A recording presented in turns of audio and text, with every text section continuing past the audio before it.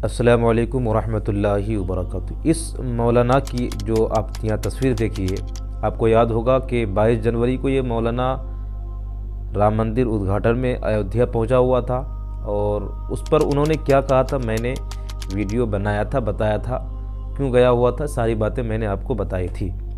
लेकिन उसके बाद जैसे ही वहाँ से ये मौलाना वापस आए, तरह तरह की बातें होने लगी, मुस्लिम कम्युनिटी की तरफ से कमेंट आने लगे, उस पर तरह तरह के इल्ज़ामात लगे। और लगना भी चाहिए कि एक मौलाना होकर के एक कौम को आप चला रहे हैं, एक इमाम मस्जिद हैं और मुसलमान कौम को आप चला रहे हैं, लेकिन उनके दिलों को तकलीफ़ पहुंचाते हुए आप वहां पहुंच गए जहां से मुसलमानों को तकलीफ़ पहुंचाई गई थी। मेरा मैं फिर कहता हूं कि मुझे हिंदू मुस्लिम और राजनीति से कोई लेना देना नहीं है, लेकिन जो सही है, जो गलत है वो उसको गलत और जो सही है उसको सही बताना मेरा मकसद है। इस्लाम की रूह से जो चीज़ें गलत हैं उसको गलत बताना मेरा काम है। जब तरह तरह की बातें होने लगी तो फिर मीडिया वाले पहुंचे, तो मीडिया वालों को इसने क्या जवाब दिया वो सुनिए आप। मैं पैगाम मोहब्बत देने के लिए वहाँ गया था। मुझे निमंत्रण मिला राम जन्मभूमि ट्रस्ट की तरफ से कि एज ए चीफ इमाम आप आइए, तो मैं वहाँ गया। बहुत बड़ा फैसला था, मेरी ज़िंदगी का ये सबसे बड़ा फैसला था। देखिए क्या हो रहा है, कितनी आसानी से वो मुझे लगता नहीं कितनी आसानी से वो एक्सेप्ट हो जाए। मुश्किलें हैं और काफ़ी मुश्किलें हैं। फ़ोन्स आते हैं दिन भर और मैसेजेस आते हैं कि आप शब्द बोलते हैं जो मिजाज है इस्तेमाल किया जा रहा है। नहीं, भगवा रंग पहली बात तो डराने वाला रंग नहीं है, भगवा रंग तो बचाने वाला रंग है ना। तो मुझे तो किसी तरह का कोई भय नहीं था, मैं तो अकेला इमाम था, चीफ इमाम था। मुझे तो किसी तरह का कोई ये सब जो हो, कोई ईसाई हो रहा है, कोई मुसलमान हो रहा है, कोई सिख हो रहा है, जातियों से ऊपर उठकर हमें सबको एक भारतीय हो जाना चाहिए। तो फिर मीडिया वालों से कह रहे हैं कि हम वहाँ पैगाम मोहब्बत लेकर गए थे। सीधा सीधा इसको बोलना चाहिए कि हम पैसों के लालच में गए थे।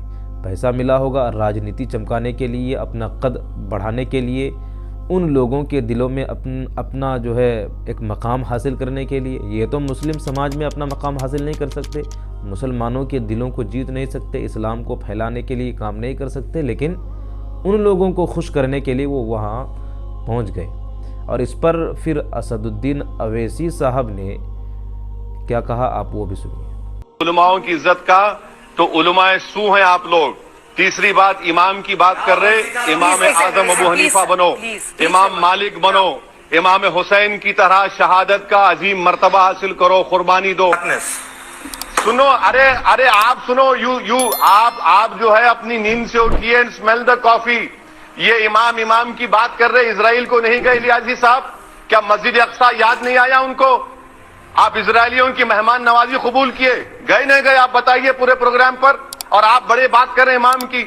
और यही नहीं बल्कि ये साहब पिछले दिनों इजराइल भी पहुंच गए थे। इजराइल के बुलावे पर ये गए थे, उनके सालगिरह पर, जब इजराइली जो यहूदी हैं, यहूदियों का मुल्क है, उनके बुलाने पर उनके सालगिरह में खुशी मनाने चले गए। इजराइल के लोगों ने, इसराइल की हुकूमत ने इनको पासपोर्ट दिया, वीज़ा दिया और वहाँ जाने की इजाज़त दी, बल्कि दावत दी, और उसकी दावत पर लब्बैक कहते हुए ये मौलाना वहाँ चले गए।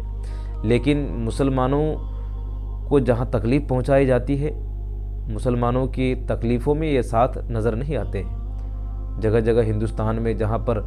और ये फिर अब इज़राइल तो जा सकते हैं, लेकिन आप देखिए कि वो फ़िलिस्तीन नहीं गए।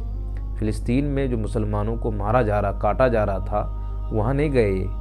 ये मौलानाओं की चाल देखिए। ये इसका कनेक्शन यहूदियों से और गैर लोगों से, गैर मुस्लिमों से इसका कनेक्शन है, मुसलमानों से कोई कनेक्शन नहीं है। और ऐसे मौलाना जो इजराइलियों से हाथ मिलाए, उनकी खुशी में साथ दे, फ़िलिस्तीनियों के हालात पर नज़र ना करे और मुसलमानों के हालात पर गौर ना करे, उनकी मजबूरी में, उनकी परेशानी में साथ ना दे, ऐसे मौलाना पर एतबार कैसे किया जा सकता है? हालांकि ये मौलाना सुन्नी तो नहीं है, देवबंदी मकतब फ़िक्र से ताल्लुक़ रखने वाला है, लेकिन मैं ये कहता हूँ कि क्या देवबंदी मकतब फ़िक्र वाले भी इस मौलाना पर क्या एतबार करेंगे? जो अपनों में रह कर के अपनों का ना हुआ, उस पर कोई एतबार नहीं किया जा सकता।